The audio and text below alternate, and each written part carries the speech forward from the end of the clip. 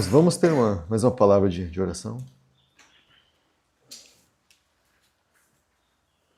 Senhor, nós somos gratos a Ti porque podemos ler a Tua palavra, Senhor, que Tu assim a inspirou e assim a preservou integralmente para nós, Senhor. Muito mais do que isso, Senhor, Tu nos deu o Teu Espírito, Senhor, para falar conosco e nos explicar a Tua palavra. Nós te agradecemos, Senhor, porque Tu és o nosso Deus, Tu és o Deus que fala conosco, Tu és o Deus que, assim, inspira Tua palavra e faz com que essa palavra seja, ainda hoje, Senhor, tão viva, Senhor, dentro de nós.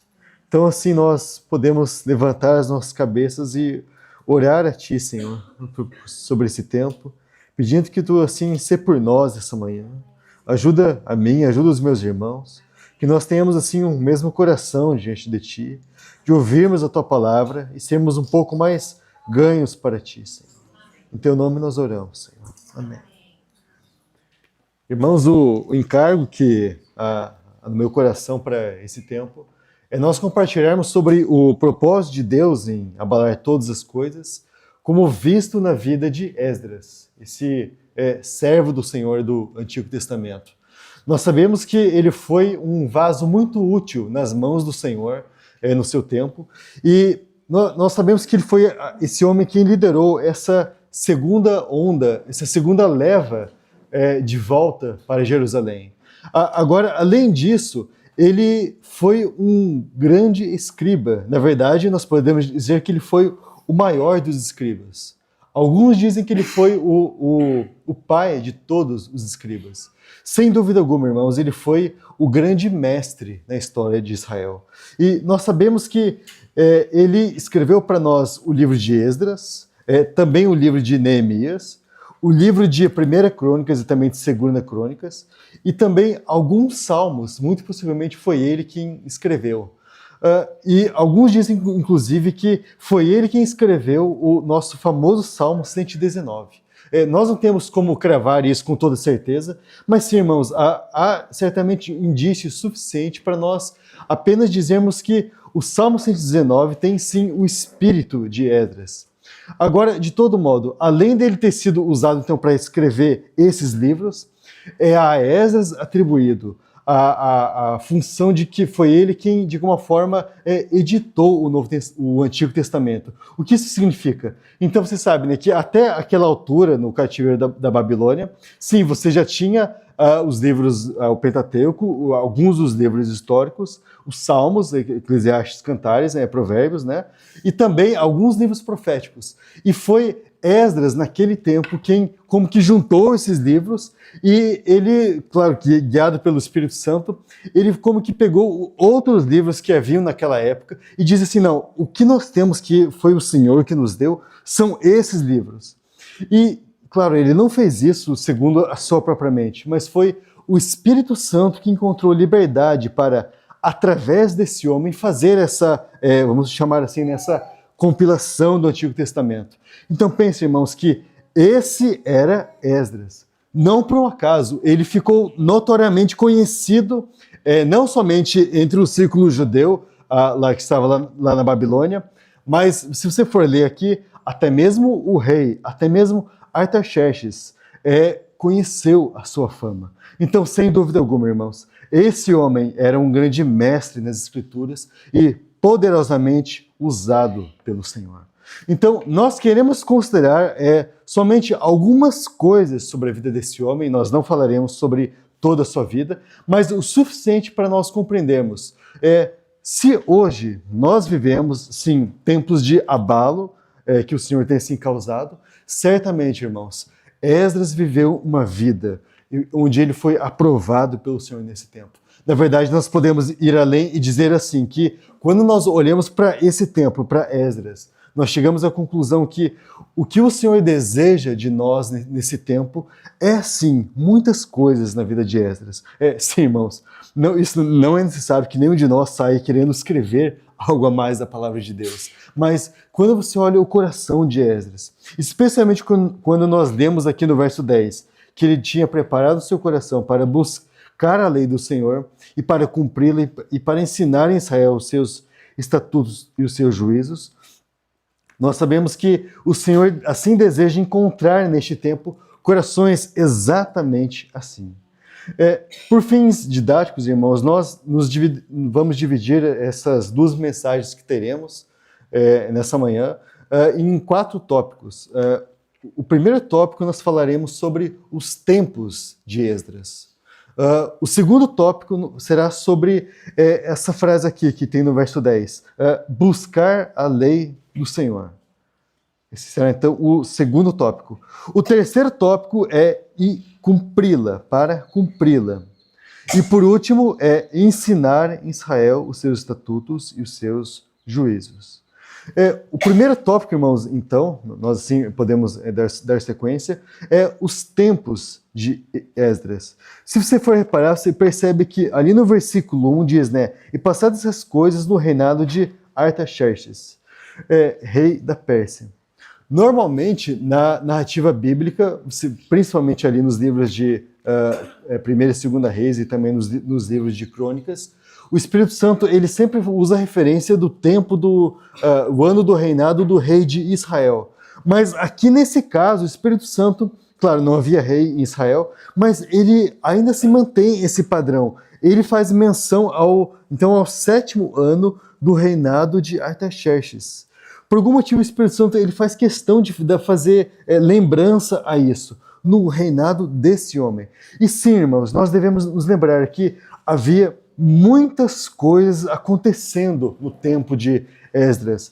Havia, vamos colocar assim, muita ação. E sem dúvida alguma, o Senhor estava abalando muitas coisas a seu tempo. Mas, irmãos, dada a quantidade de coisas que estavam acontecendo, eu entendo ser necessário nós passarmos apenas por alguns eventos históricos relacionados tanto às nações que aqui estavam envolvidas e também do povo de Israel. Então, irmãos, eu vou com algum cuidado passar por somente alguns eventos. Então, eu peço que os irmãos tentem prestar atenção, eu vou tentar ser o mais objetivo possível, mas eu creio que nós precisamos considerar o que o Senhor estava fazendo nesse tempo, antes de nós falarmos um pouco mais sobre Esdras em si. Pode projetar.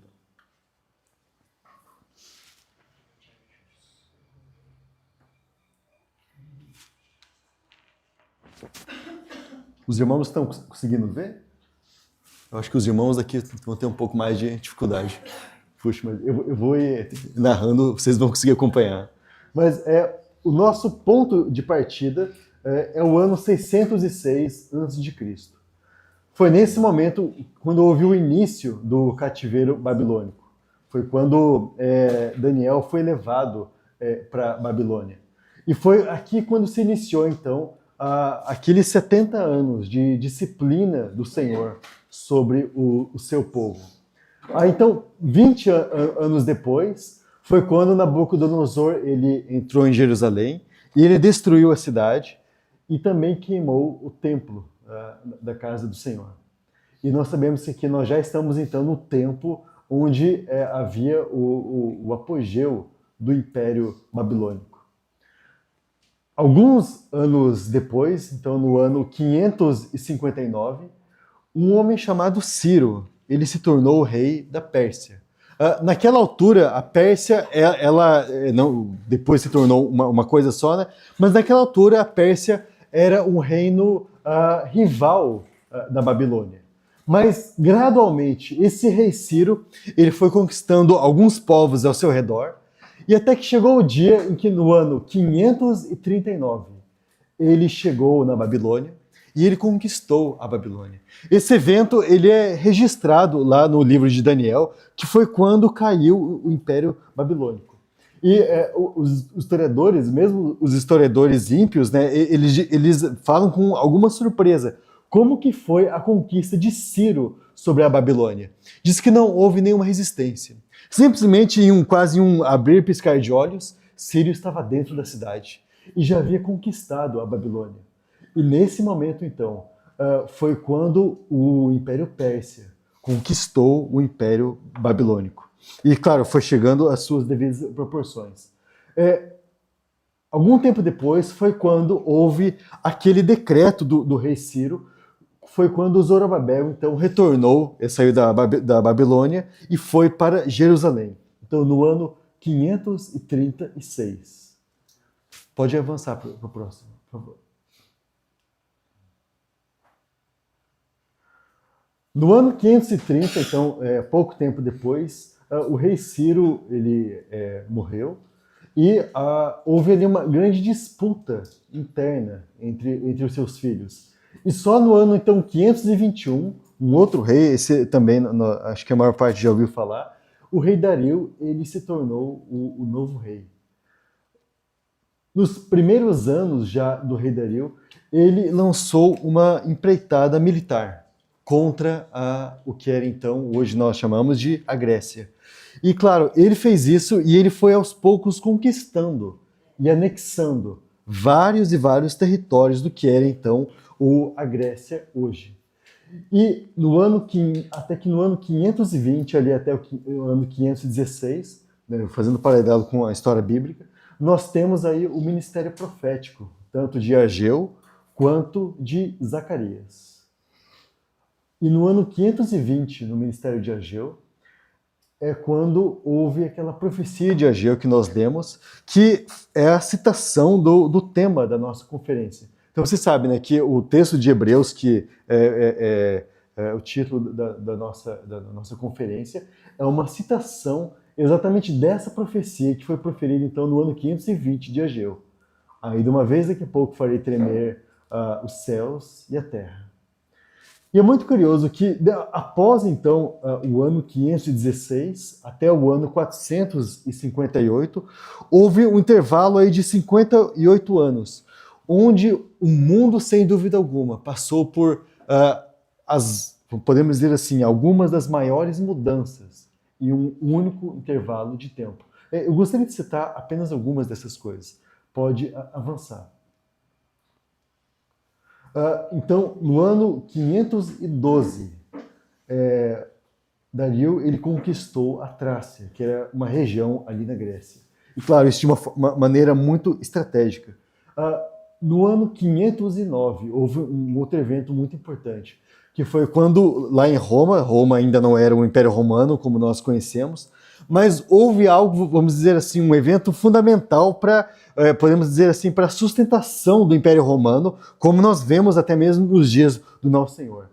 Foi a queda da monarquia romana e o início da República. Então, quando isso aconteceu, você sabe que o resultado disso foi que o Império Romano ele conseguiu se manter em pé através desse fato que aconteceu exatamente nesse período.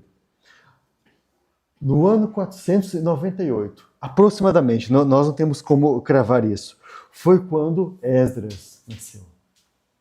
Aí no ano 485, Xerxes, que é o Assuero do livro de Esther, ele se tornou o rei da Pérsia. E aí no ano 485, ali está errado, até 465 mais ou menos, é de onde data a história do livro de Esther. Vamos ficar só com esses eventos por enquanto, irmãos. Algumas coisas que nós precisamos frisar com relação a esse momento. A primeira coisa é que esse momento foi marcado então por um enorme choque entre aquilo que eram as potências da época. Então, por exemplo, você tem sim o Império Babilônico ali sucumbindo e você tem a ascensão desse novo império que é o Império Persa. E junto com eles, você tem alguns eventos muito importantes, que depois nós citaremos, relacionados ao Império Grego. Então, foi nessa época que o Império Grego ele começou a surgir. Foi quando eles começaram a manifestar o seu poder. E também foi nessa época em que aconteceram eventos significativos sobre o que seria o Império Romano. Pode avançar para o próximo.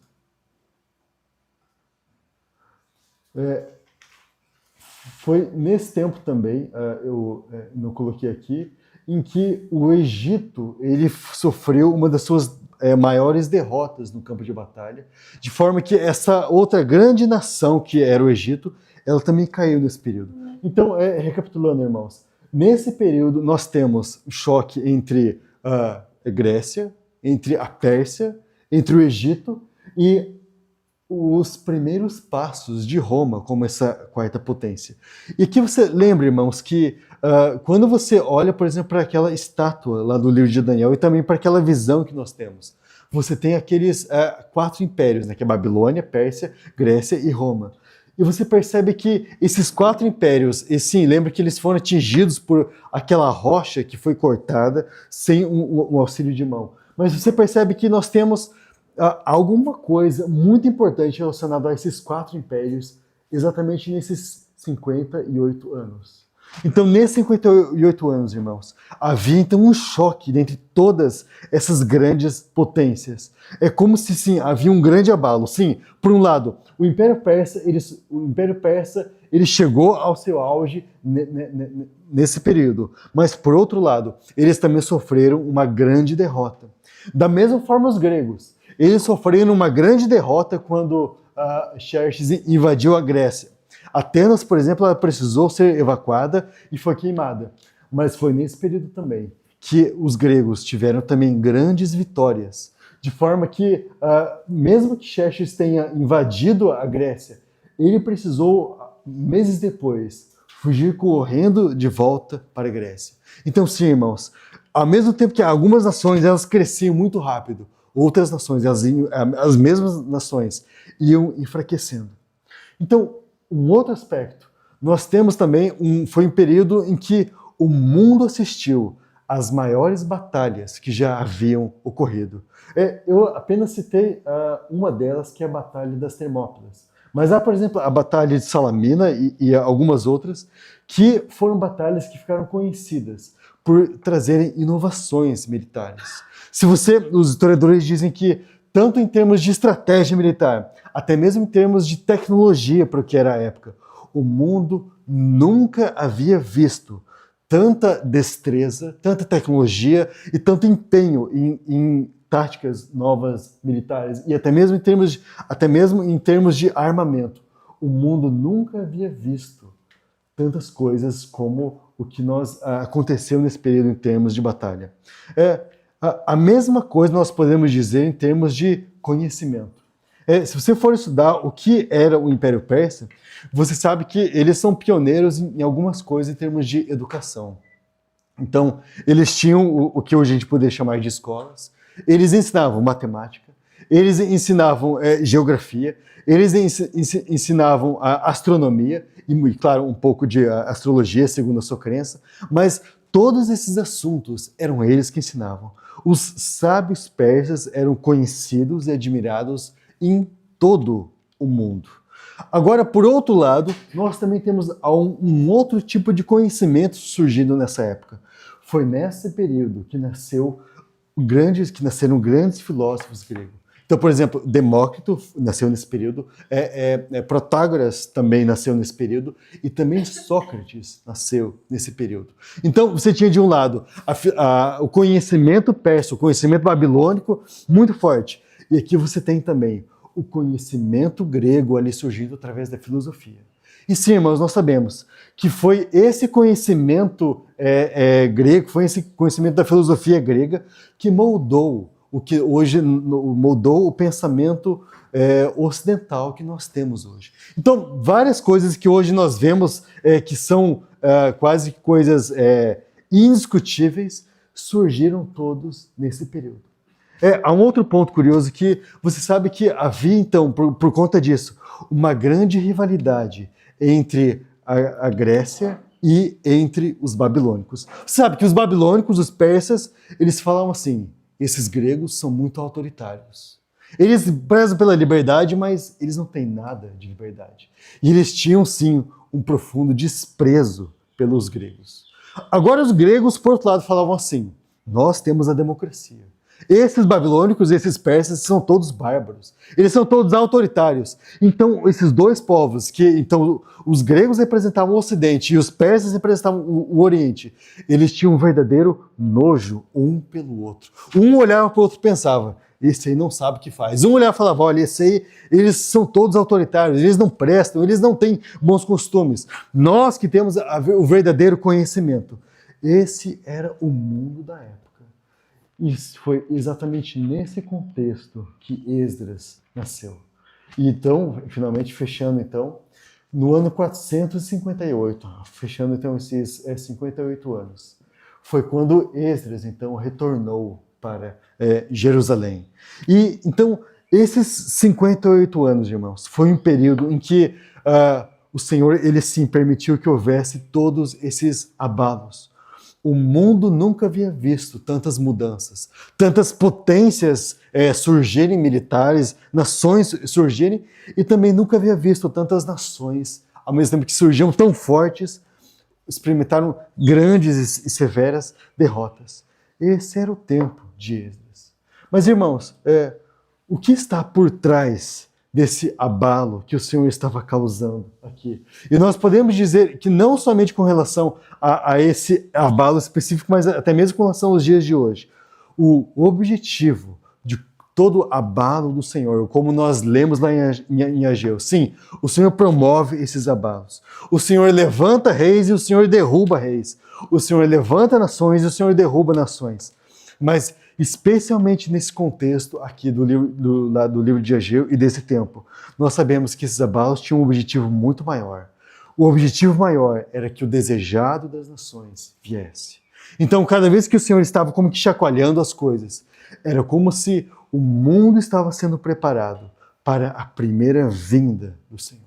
Então, à medida que as coisas aconteciam, à medida que um rei se levantava e outro rei caía, lembre-se, por trás de tudo isso, era como que o Senhor estivesse preparando as coisas para a vinda do seu Filho sobre essa terra. Irmãos, a mesma coisa nós podemos falar sobre os nossos dias. Aliás, irmãos, é muito curioso nós traçarmos alguns paralelos sobre esse tempo. Você sabe que hoje, de uma forma muito única, você tem um choque entre todas as grandes potências dessa terra, não é verdade? E sim, sempre houveram choques militares, conflitos entre as potências dessa terra, entre as grandes nações. Mas hoje, de uma forma muito... Mas, claro, sempre foram conflitos e choques entre nações que estavam próximas, conflitos mais regionais. Agora, hoje, irmãos, nós temos um choque entre as grandes potências em que há um grande oceano entre elas. Hoje, esse é o nosso tempo. As grandes nações, as grandes potências estão se chocando umas contra as outras. Esse é o nosso tempo, irmãos. Ao mesmo tempo, você percebe que também em termos militares, nós vivemos um tempo de inovações militares constantes. Se você perceber, por exemplo, o que é a guerra entre a Rússia e a Ucrânia, há uma arma em particular que está todo mundo cada vez mais ficando impressionado com a eficácia dessa arma, que é o uso de drones. Você sabe que a Ucrânia, de uma maneira muito particular, ela conseguiu correr à frente da Rússia e conseguiu produzir até um pouco mais de drones, considerando o tempo e o tamanho do armamento ucraniano, eles conseguiram produzir um pouco mais de drones, até mesmo que a Rússia. Você percebe, irmãos? É um tempo de inovações militares. De forma que o mundo hoje, nós estamos todos quase que estupefatos com o que está acontecendo em meio a essas inovações. E a mesma coisa, irmãos, em termos de conhecimento. Mas, é claro, nós temos hoje outras inovações. Todos nós, de alguma forma, acompanhamos o que tem acontecido com relação à inteligência artificial. Irmãos, isso tem sido um marco com relação ao nosso tempo, em termos de conhecimento. Você sabe que nós nunca tivemos antes tanto acesso a conhecimento quanto hoje. Nós nunca tivemos tanta facilidade. Hoje, se você quer saber de alguma coisa, você pode perguntar para uma inteligência artificial e ela vai te dar uma resposta muito detalhada. Ela vai dar uma resposta tão longa e tão detalhada, inclusive com sugestões. Mas, por outro lado, irmãos, nós nunca tivemos um tempo onde as pessoas fossem tão ignorantes ao mesmo tempo. E há um outro paralelo que nós podemos estabelecer. Você sabe que todo o conhecimento que nós temos nesse período que era gerado, mais cedo ou mais tarde, por mais que em si mesmo esse conhecimento inicialmente ele fosse puro, mais cedo ou mais tarde, eles moldavam as sociedades gregas, moldavam as sociedades persas, mas esse molde fazia com que esses homens, mais cedo ou mais tarde, se voltassem contra o Senhor. Então você percebe que esse tipo de conhecimento humano aqui, ele fazia com que o homem ele se rebelasse contra o Senhor.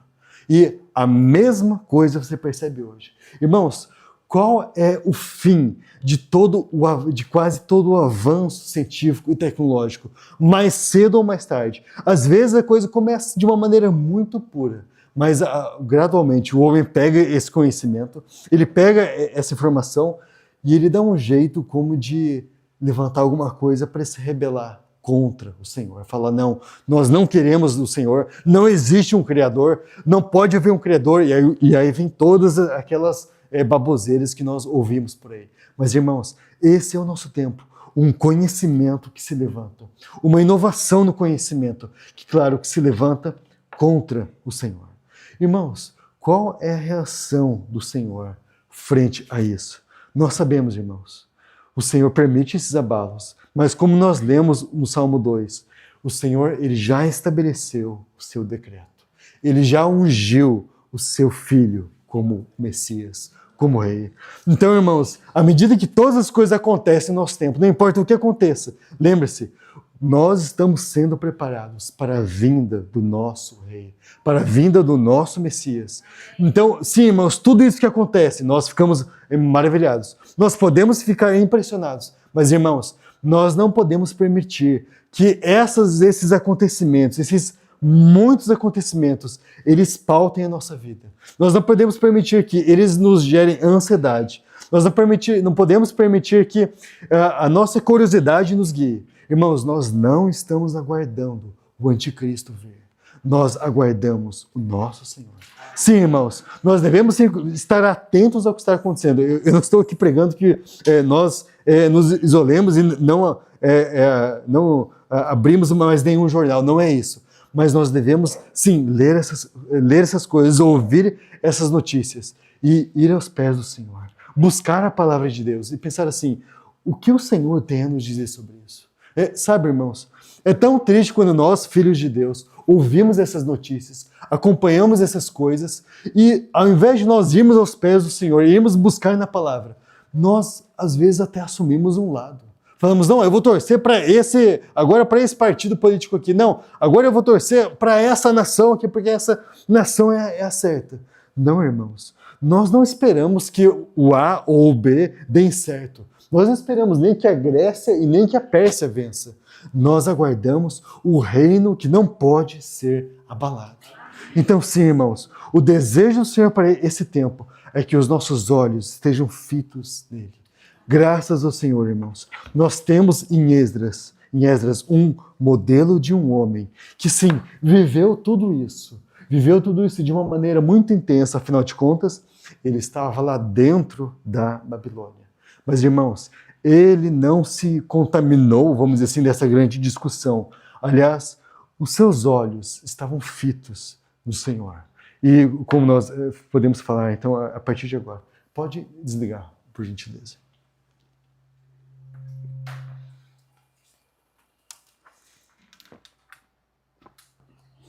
Vamos então, irmãos, para o segundo tópico, que é aquele que nós falamos sobre buscar a lei do Senhor.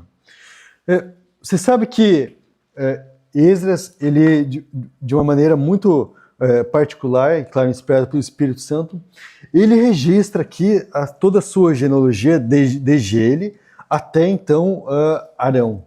E sim, isso é algo muito peculiar, porque são poucos homens que o Espírito Santo ele fez esse registro tão longo da sua genealogia. E que você percebe que sim, Esdras ele era um sacerdote.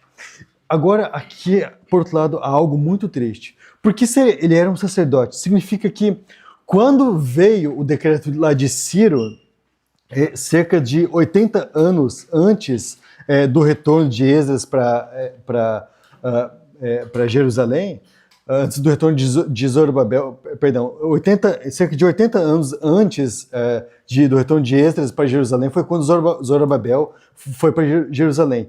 Naquele período, possivelmente, o avô de Esdras ele já era bem idoso. Agora, por algum motivo, o pai de Esdras, que devia ser mais jovem, que é o Sereias, ele escolheu não retornar para Jerusalém. Por algum motivo, irmãos, algo aconteceu. E ele, quando ouviu o decreto de Ciro, ele falou, não, nós vamos ficar aqui. E isso sim é uma tragédia. Porque pensa bem, irmãos, como sacerdotes, a existência deles como família, como pessoas, no seu ofício, estava ligada a Jerusalém. Qual era o sentido de você ter um sacerdote vivendo na Babilônia? Obviamente sim, não há nenhum sentido nisso. Porque o lugar de todo sacerdote era em Jerusalém. Agora, aqui, isso sim é uma grande tragédia. Porque quando houve então o decreto de Ciro, eles falaram assim, não, nós vamos ficar aqui. Mas, na verdade, irmãos, esse era um retrato de várias famílias, né, que escolheram ficar na Babilônia. Lembre-se que quando houve o decreto de Ciro, apenas 50 mil pessoas saíram da Babilônia e retornaram para Jerusalém. Os historiadores mais pessimistas e incrédulos nas escrituras, eles dizem que havia cerca de mais de 300 mil judeus espalhados ali na região do Império Persa, fora que havia em outras nações.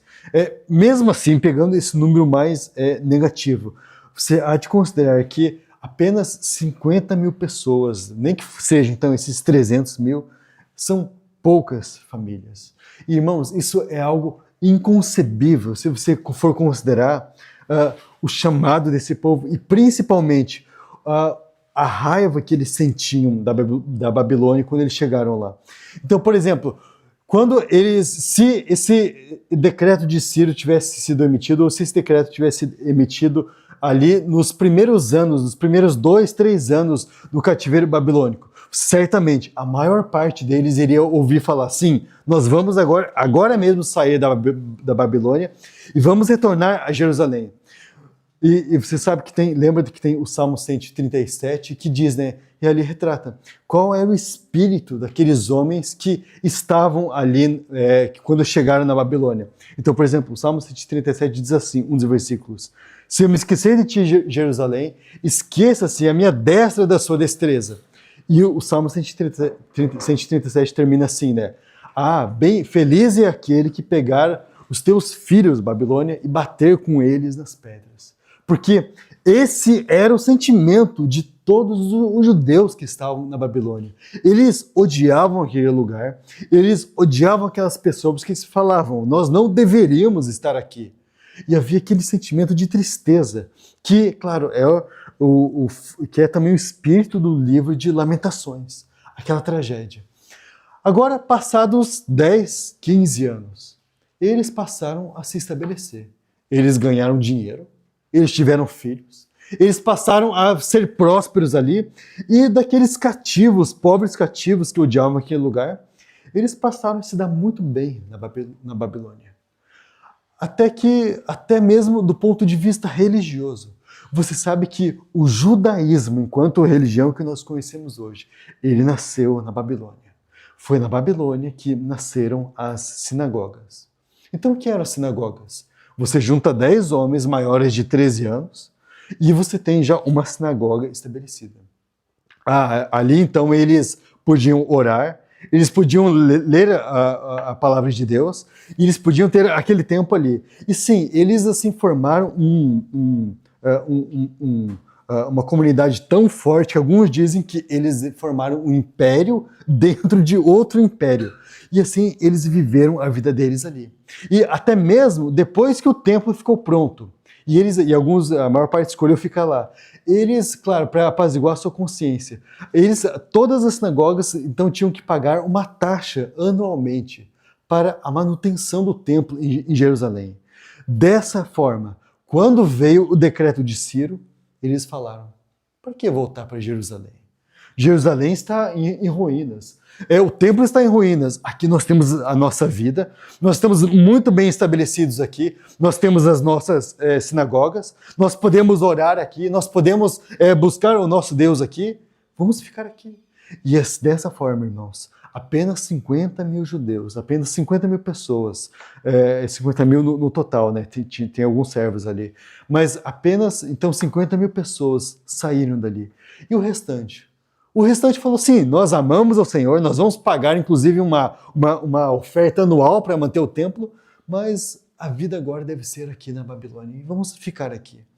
E, inclusive, a família de Esdras ficou ali. Sacerdotes, então, que ficaram por ali.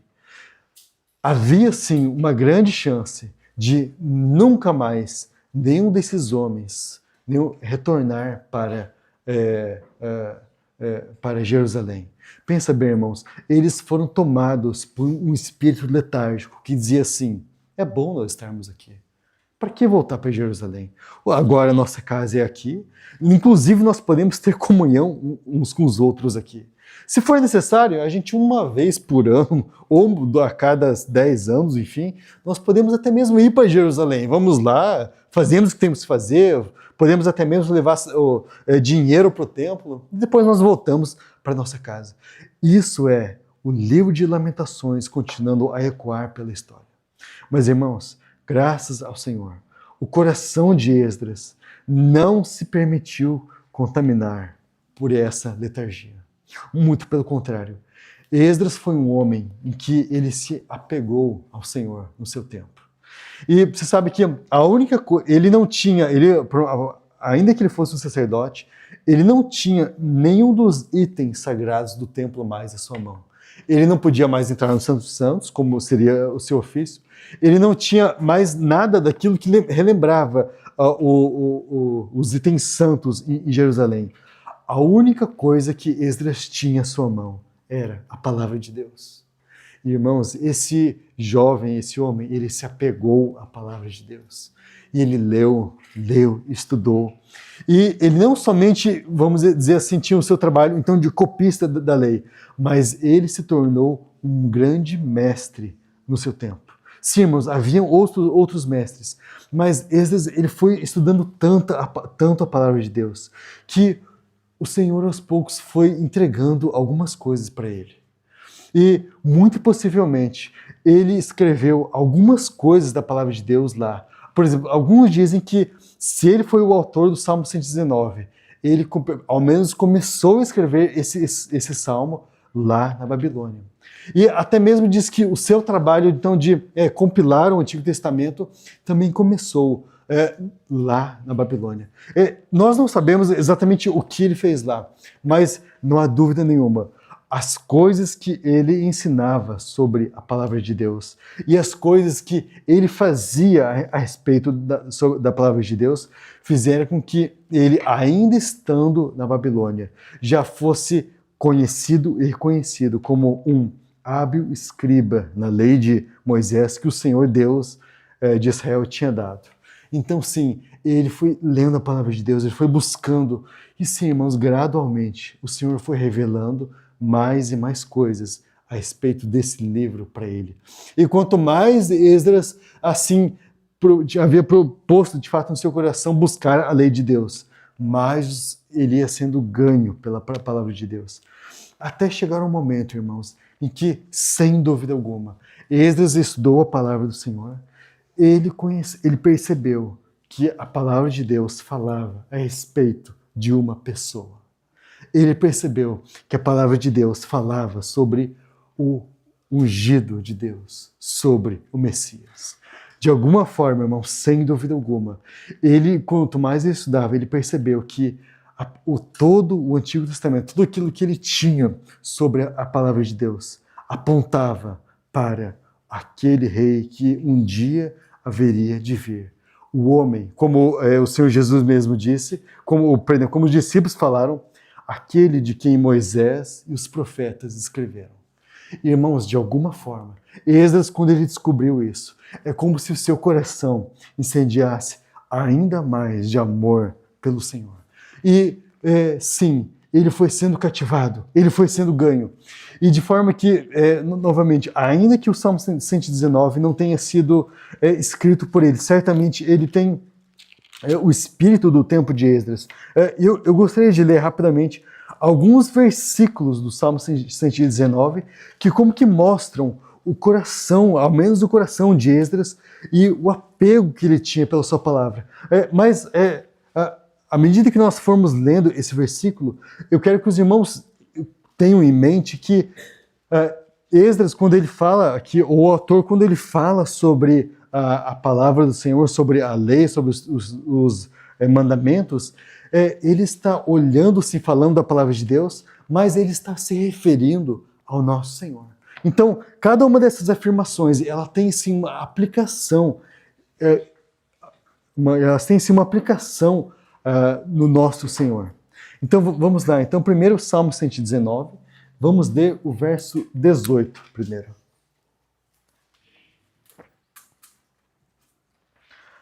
Abre tu os meus olhos para que vejam as maravilhas da tua lei. Agora, o verso 47. Recrear-me-ei em teus mandamentos que tenho amado. Um pequeno parênteses. Você percebe que há uma relação de amor entre o autor desse salmo e a palavra de Deus. Há uma relação de amor, e também diz, né, e recrear-me-ei. Então, a relação desse homem com a palavra de Deus é de alguém que acha recreação, que se entrete na palavra de Deus. Sim, irmãos, hoje nós temos todo tipo de entretenimento, todo tipo de atração, e assim, esse mundo, ele cada vez mais, ele se ocupa em tornar todas as coisas atrativas para nós. Mas veja qual é o coração desse homem. Recrear-me-ei em teus mandamentos que tenho amado. Agora o verso 54. Os teus estatutos têm sido os meus cânticos na casa da minha peregrinação. Verso 55. Lembrei-me do teu nome, ó Senhor, de noite. Observei a tua lei. Agora, verso 72. Melhor é para mim a lei da tua boca do que milhares de ouro ou prata. Agora, verso 103. Ó, quão doces são as tuas palavras ao meu paladar, mais doces do que o mel à minha boca. Lembrando, irmãos, essa foi a experiência de alguém que leu muito o Pentateuco. Hoje nós lemos Levítico, Números, e alguns de nós podem ler o livro de Números e falar, é cansativo de ler o livro de Números. Agora estamos ele falando, mais doces do que o mel à minha boca, é a tua palavra. Irmãos, ele não poderia ter dito isso apenas com um coração frio. Certamente, ele tocou naquele que está por trás de todo o livro de Levítico, todo o livro de Números e de toda a palavra de Deus. Então, quando ele tocou no nosso amado Senhor que está por trás de tudo aquilo, ele pode dizer isso. Ó, quão doces são as tuas palavras ao meu paladar, mais doces do que o mel à minha boca. Agora, vamos só voltar um versículo, verso 97. Ó, quanto amo a tua lei, é a minha meditação em todo o dia. Você sabe, irmãos, que hoje um grande problema do nosso tempo é a questão da mente, tanto dos santos e principalmente também dos ímpios. E sim, mas nós também hoje vivemos um tempo onde nós somos muito atribulados por conta do tempo que nós vivemos e da quantidade de informações. E por conta disso, muitos de nós não conseguem organizar os seus pensamentos.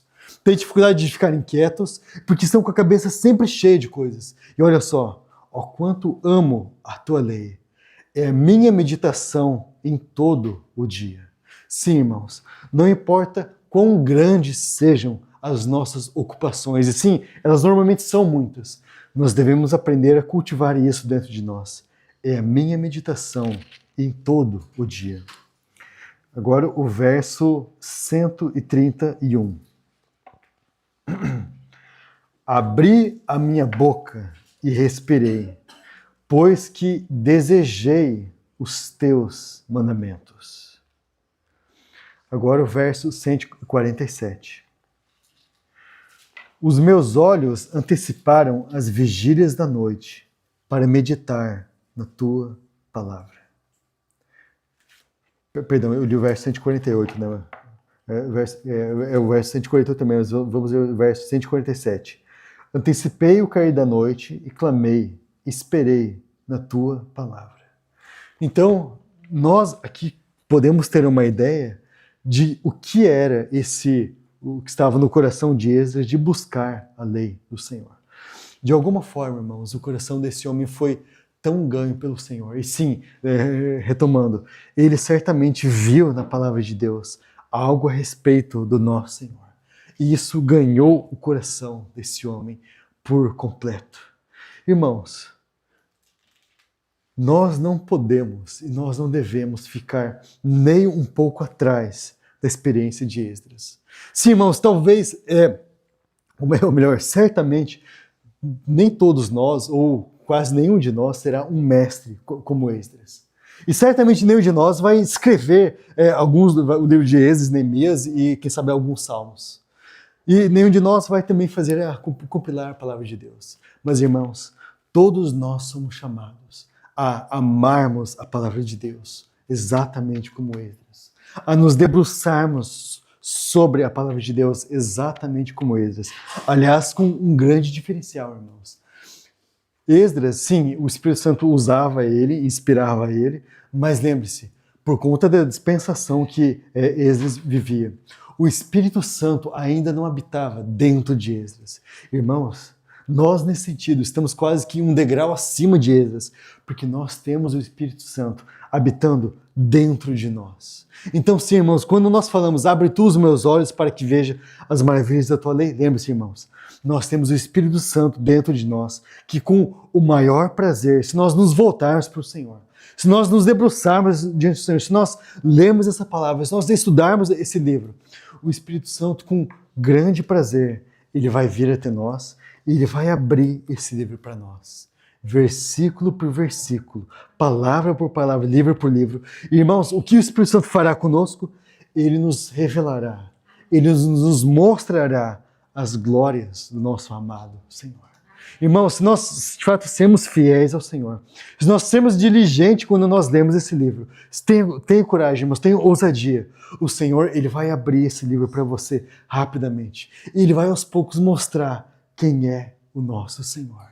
Mais e mais das suas glórias, cada vez mais. E sim, irmãos, à medida que nós buscamos o Senhor, à medida que nós lemos a palavra de Deus, o Espírito Santo ele vai revelando um pouco mais de quem ele é.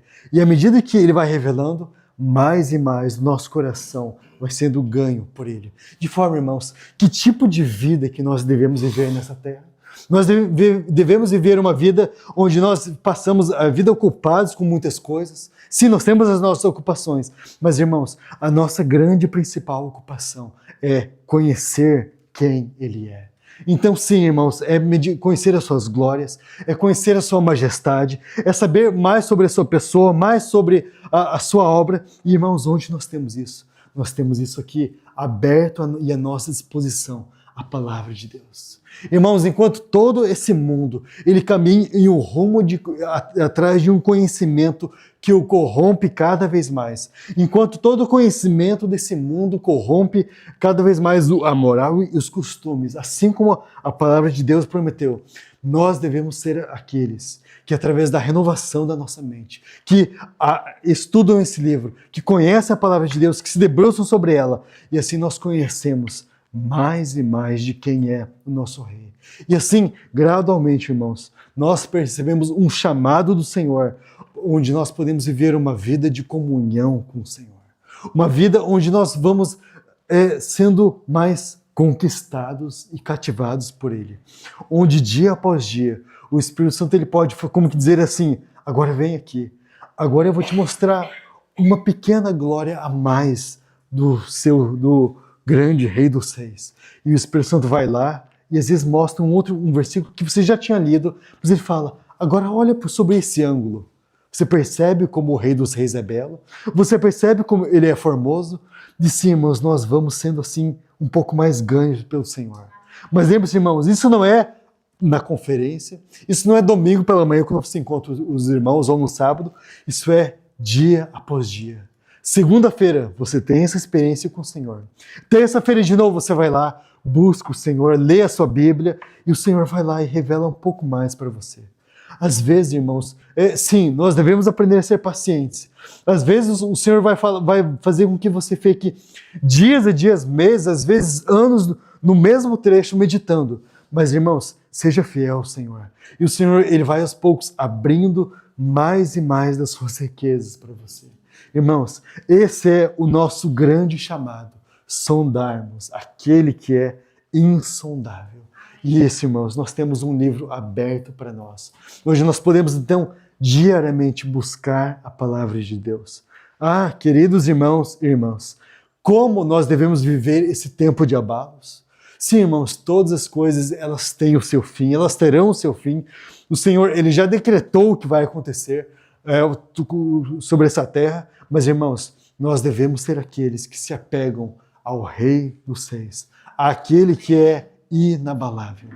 Graças ao Senhor, irmãos. Esdras, ele não permitiu, como nós já falamos, ele não permitiu que a maravilha daquele mundo que estava acontecendo como que atraísse o seu coração. E ele também não permitiu que a frieza do coração daquele povo que estava na Babilônia tomasse conta de si mesmo. Mas ele, assim, pôde estudar a palavra de Deus de tal maneira que ele tocou, vamos colocar assim, na essência daquilo que é a palavra de Deus, que é o nosso amado Senhor. E você sabe que, à medida que ele foi assim compreendendo, estudando a palavra de Deus, certamente Esdras chegou a uma conclusão. Ele concluiu de que em pouco tempo o Messias viria.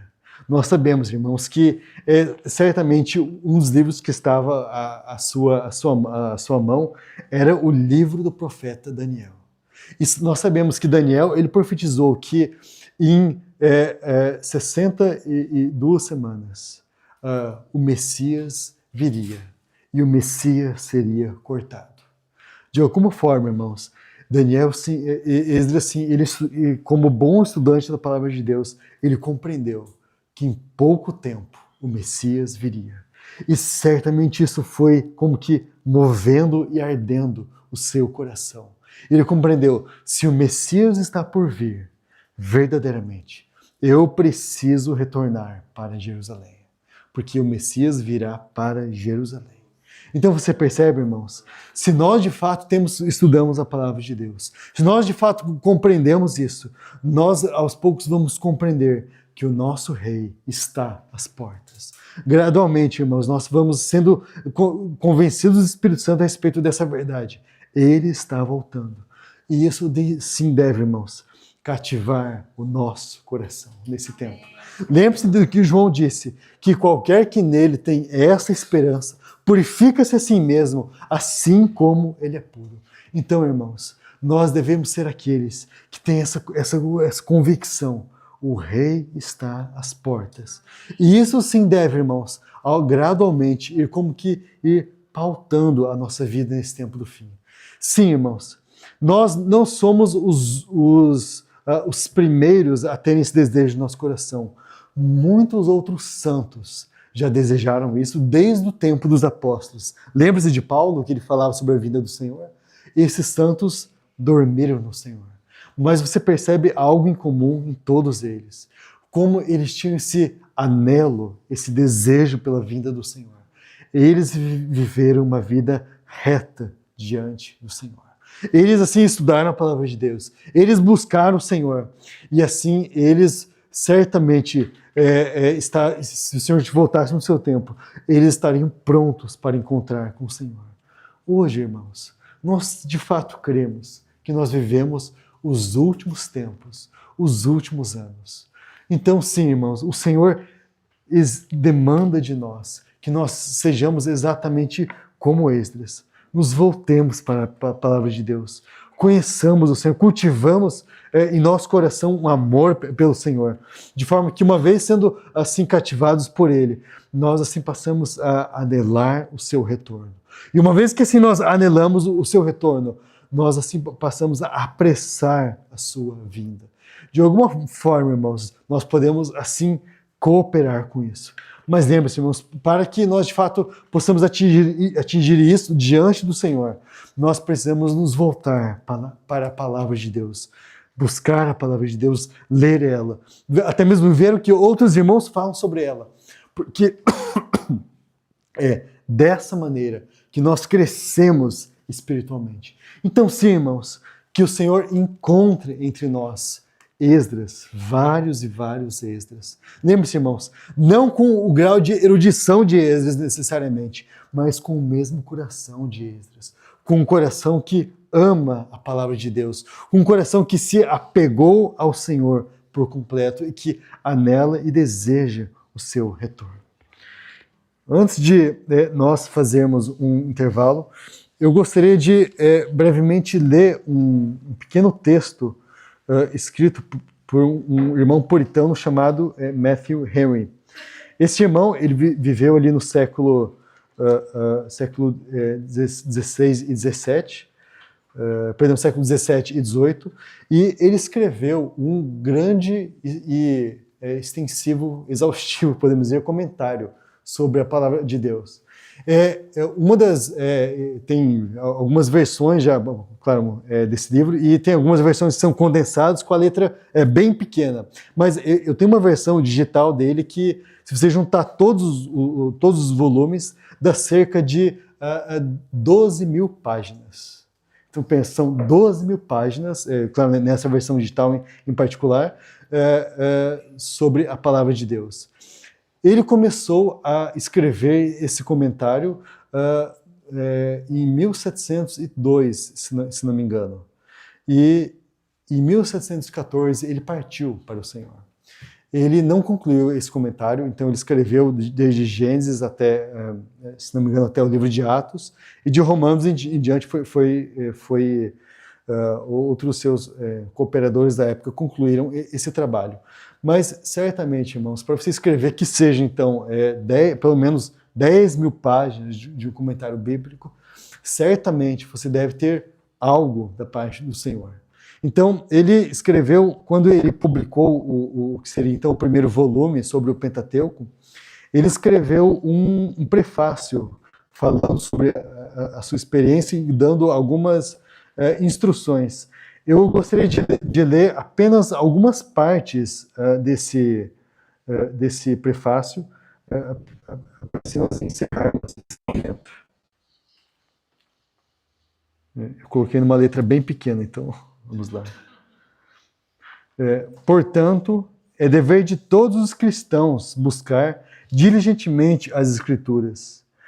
É característica do homem santo e feliz seu prazer na lei do Senhor, e como prova disso, ele se relaciona com ela como sua companheira constante e consulta-a como seu conselheiro mais sábio e confiável. Pois nessa lei ele medita dia e noite.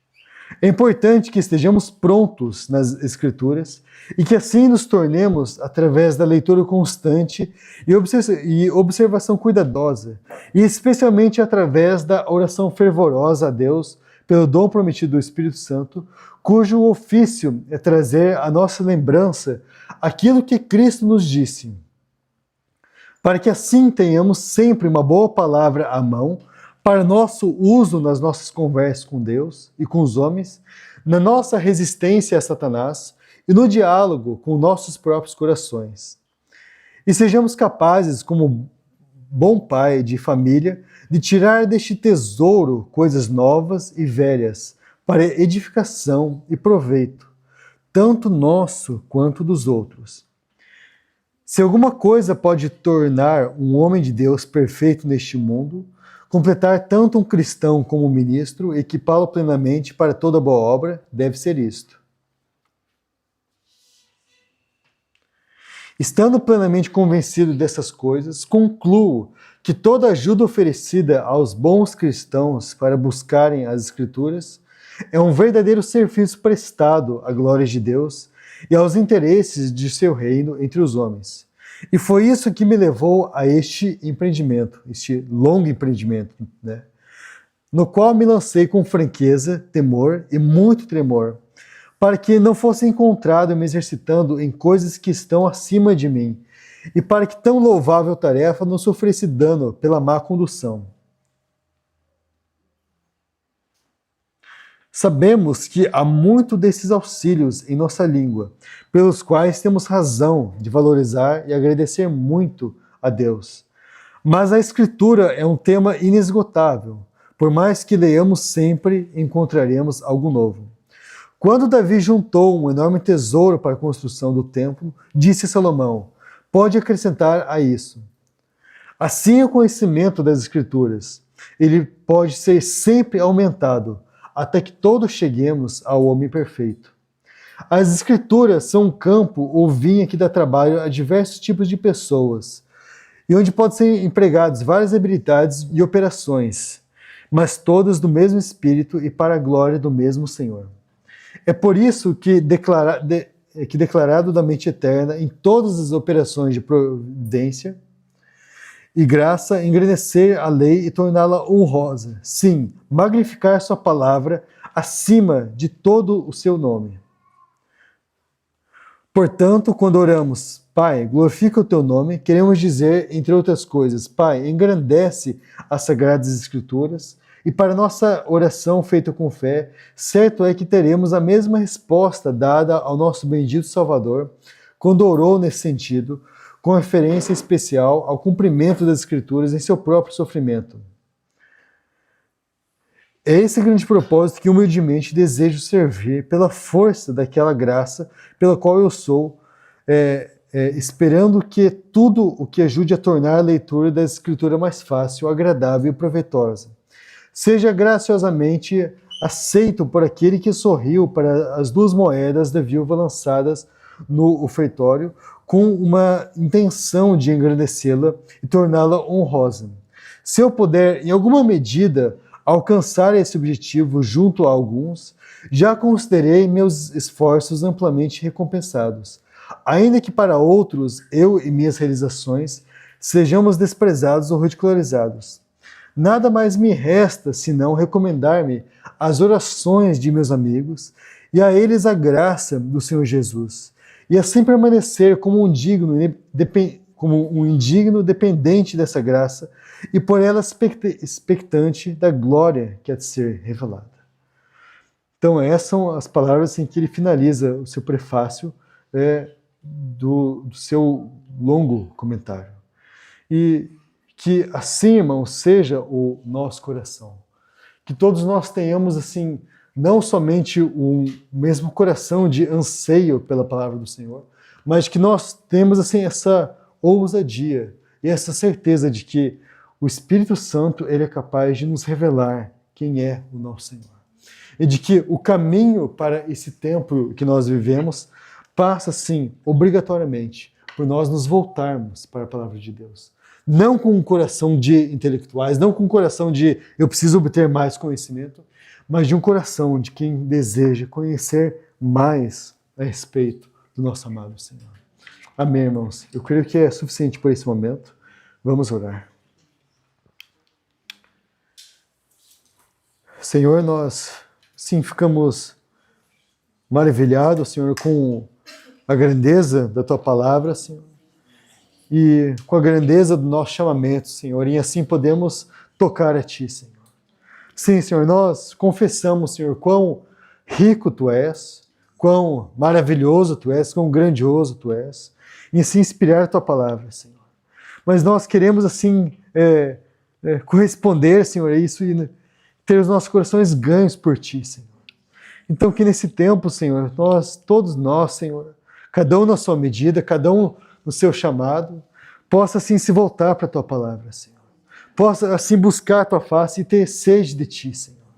Senhor, Tu conheces as coisas que concorrem com a Tua pessoa, Tu conheces os prazeres, as ocupações, o entretenimento, os entretenimentos do nosso tempo. Por isso nós rogamos a Ti que Tu tenha misericórdia de nós, Senhor.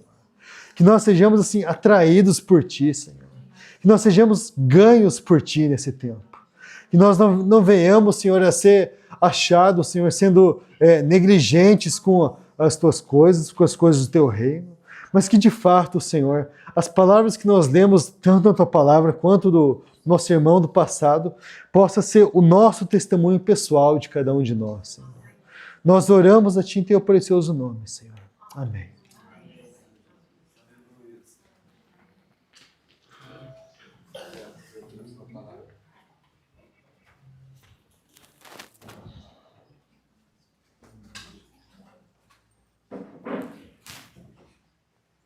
Vamos fazer um intervalo, uns 15 minutos. Tem um breakfast aqui fora. E nós retornamos para